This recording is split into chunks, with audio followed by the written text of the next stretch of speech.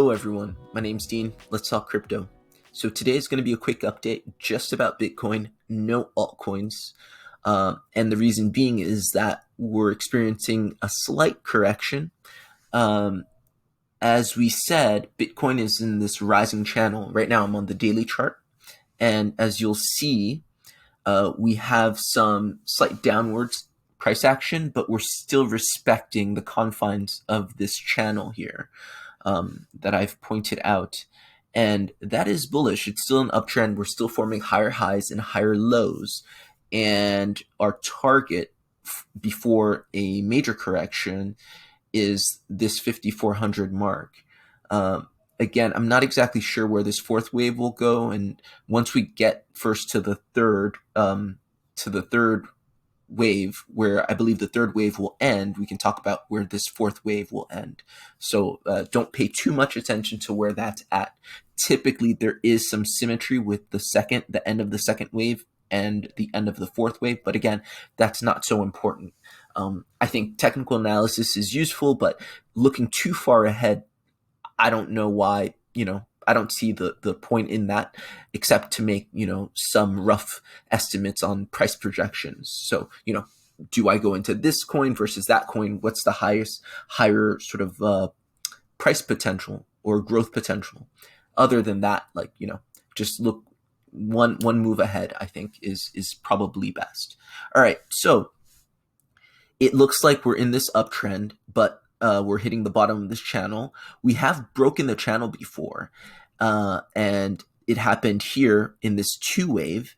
And what happened is immediately we got many green days of upwards price action. So I don't think we're going to seriously breach this channel. Why? Because it's not the site of a major correction. We're waiting for the major correction once the third Elliott wave is complete. So at this point, what will happen, and let's zoom in a little bit to the 4-hourly. I think what we're getting here is it looks like we've formed a double top. And for those of you who don't know, a double top is a bearish pattern in price structure. And you can measure the target, the downwards target of that double top by taking the top down to the neckline, which would be about where we're at right here, or here maybe. Here, let's draw it out really quickly. So this would be the neckline of this move, and you take that and you place it right there. And lo and behold, it gives us a previous point of support. So again, there's confluence. And so let's zoom out to see what we have. We're zoomed out on the 8-hourly, and we see that the breakdown of this would take us down to about 42,657, so $42,657 thereabouts, which is on top of a previous neckline of a higher move, right? So we discussed this big cup and handle pattern, right? And let's draw it out just so everybody can see very clearly. You see this. You can say it's a cup and handle. You can say it's a W pattern. I don't know what you want to call it, but it is a bullish construction. I think it's closest to a cup and handle, double cup and handle, if you will. And we're retesting the neckline of that move. And we've projected the positive, whoops, wrong tool.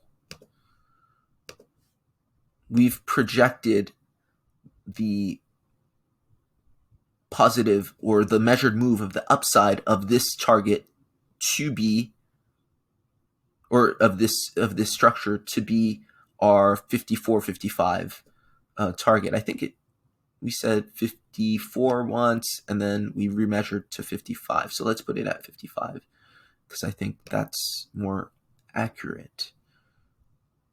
All right, so we'll move that up. Yes.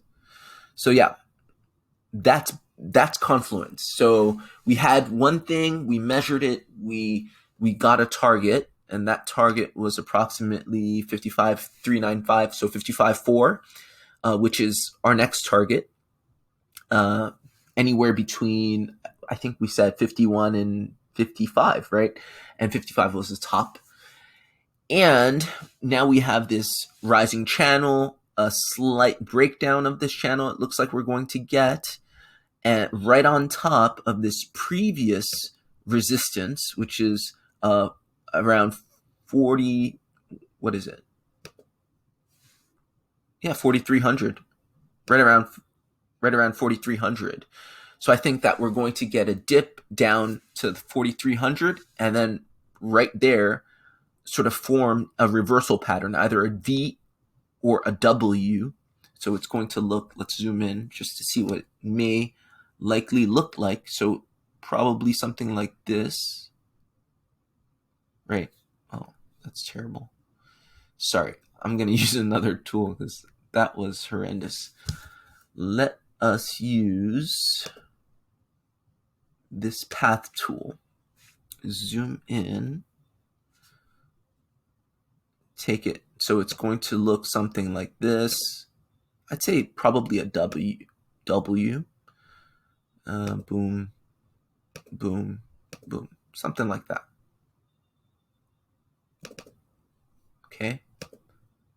So we're probably going to get something like this from this breakdown. So it's just a slight breakdown, and breakdowns are expected, and it's actually quite natural. If you look, price kind of hit this resistance, broke down from it, rose above it, coming back up, and now it's going to retest, right? You're always going to retest previous resistance as support. You flip resistance to support. It's called an RS flip, and it's very healthy, and it's what positive price action does. Again, you're looking at charts, you're looking at human psychology, you're looking at greed, fear, you're looking at all of those things that are in the charts. So that actually translates to how people feel about a security, or how they feel about a project. The price was here. I would actually value it at a little lower, but then it could be a little higher.